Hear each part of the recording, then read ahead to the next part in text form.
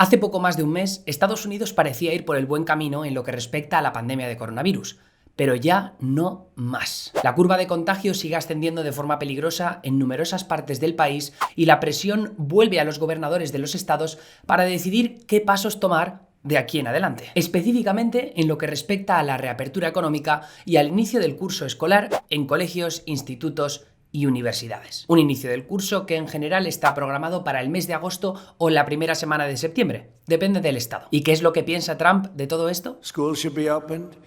If kids want to go to school, you're losing a lot of lives by keeping things closed. Las presiones de la Casa Blanca se enfrentan a las preocupaciones de los expertos epidemiólogos que si acaso desaconsejan una total vuelta a la normalidad. Pero el debate tiene en realidad un mayor trasfondo que ese toma y daca tan habitual en la administración de Trump. Eso, que no has dicho nada de los padres. Estoy hasta el pito de tener que lidiar con los niños todo el día para arriba para abajo. Quiero llevarlos al cole y dejarlo ya, que me dejen en paz. A ver, Emilio padre, cálmate. Tú y yo bien sabemos que no estabas preparado para tener hijos y ahí que fuiste con ello. Ahora lidia con las consecuencias. Mira, tienes casi 30 años y no has tenido una relación estable en tu vida. Yo al menos tengo una razón para vivir. Bueno, tampoco hacía falta ser tan duro. En definitiva, que de lo que voy a hablar hoy es de cómo la vuelta al colegio en Estados Unidos se antoja difícil con una pandemia todavía descontrolada y por qué eso puede significar un varapalo tremendo para padres y alumnos, especialmente entre las clases bajas conforme esta crisis dispara las desigualdades económicas del país. Mi nombre es Emilio Domenech, soy periodista y esto ocurre, os lo prometo, solo en América.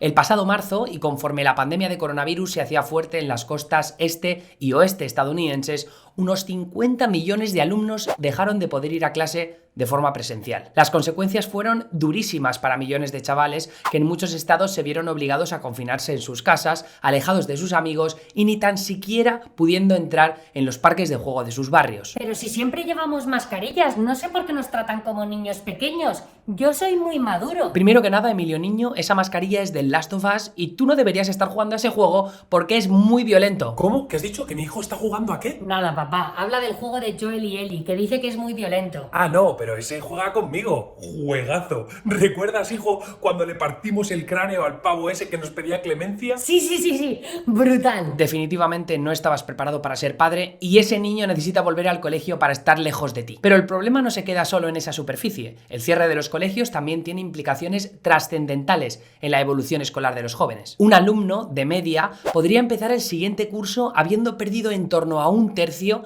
del progreso esperado del año anterior. Y ese es un progreso que se vería incluso más limitado en lo que respecta a las matemáticas. Todo ello según un estudio de la organización NWEA con ayuda de catedráticos de las universidades de Brown y Virginia. La firma consultora McKinsey ha dado con conclusiones parecidas después de analizar el progreso de 800.000 estudiantes a través de la plataforma online de matemáticas CERN. Y lo que descubrieron es que hasta finales de abril los estudiantes de barrios de altos ingresos apenas sufrieron el impacto de tener que dar clases online, mientras que aquellos alumnos de barrios de clase trabajadora vieron su progreso en matemáticas reducido a la mitad. Y es fácil pensar por qué. Como muchos colegios públicos en Estados Unidos están gestionados a nivel local y generalmente financiados por impuestos de propiedad, los distritos más ricos tienden a tener mejores escuelas públicas. Y de la misma forma, las familias con más recursos pueden enviar a sus hijos a escuelas privadas. Conforme mejor es el colegio, mejores son la atención y los recursos que reciben los niños para estudiar desde casa. El Centro de Reinventar la Educación Pública tiene un análisis de 477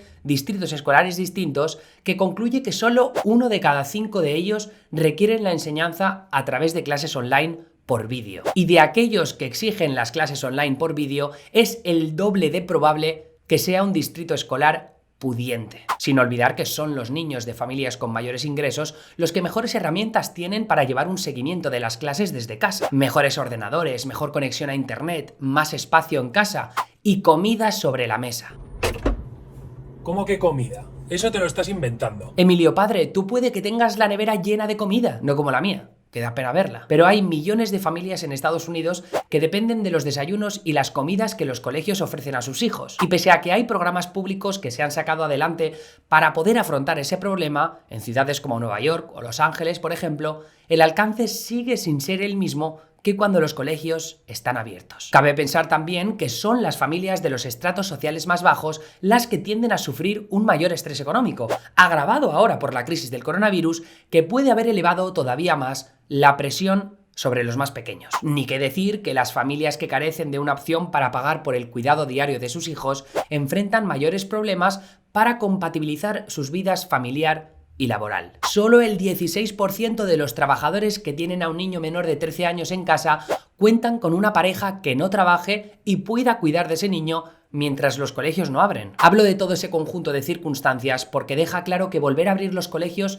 es una prioridad excepcional para que la desigualdad no se eleve en estos tiempos difíciles. Pero es que la pandemia no da tregua, especialmente en los estados sureños como Florida, Texas y Arizona, o en el estado más poblado del país, California. Allí, los dos mayores distritos de escuelas públicas en Los Ángeles y San Diego ya han anunciado que las clases de otoño no se harán de forma presencial. Eso son más de 825.000 estudiantes. Trump ya se ha posicionado totalmente en contra de la decisión. I would tell parents and teachers that you should find yourself a new person, whoever's in charge of that decision, because it's a terrible decision.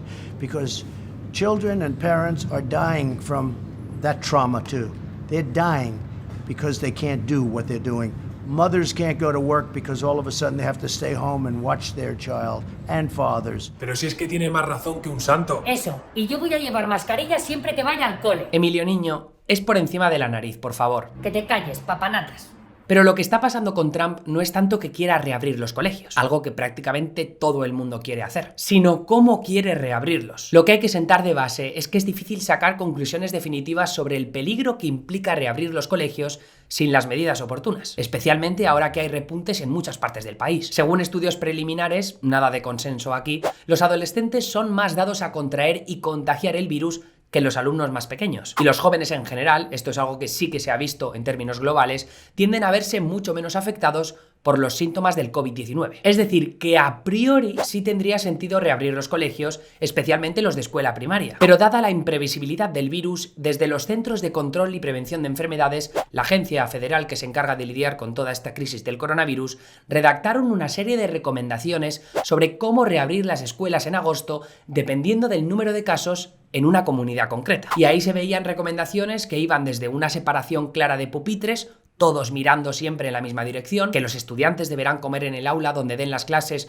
con tal de no interactuar con demasiados otros alumnos, y aconsejar el uso de mascarillas, la limpia constante de manos o la presencia de dispensadores de desinfectante, el cierre de zonas comunes, la limitación o cancelación de eventos deportivos o la señalización de la distancia de seguridad allá donde sea posible, entre otras medidas. Entre algunas de las otras recomendaciones de los CDC también se incluyen el testeo masivo de estudiantes y profesorado o el rastreo de aquellos posibles infectados si se detecta algún positivo. Y esta serie de recomendaciones no es exclusiva de las agencias federales como los CDC. Un informe científico publicado en las Academias Nacionales de Ciencia, Ingeniería y Medicina llega a las mismas conclusiones a la hora de recomendar la reapertura de colegios con medidas estrictas de higiene y distanciamiento. Pero todas esas medidas son muy ambiciosas y supondrían un gasto excepcional para muchos colegios. De ahí que Trump criticara la postura de los CDC escribiendo en Twitter: estoy en desacuerdo con los CDC en sus muy duras y caras recomendaciones para reabrir los colegios.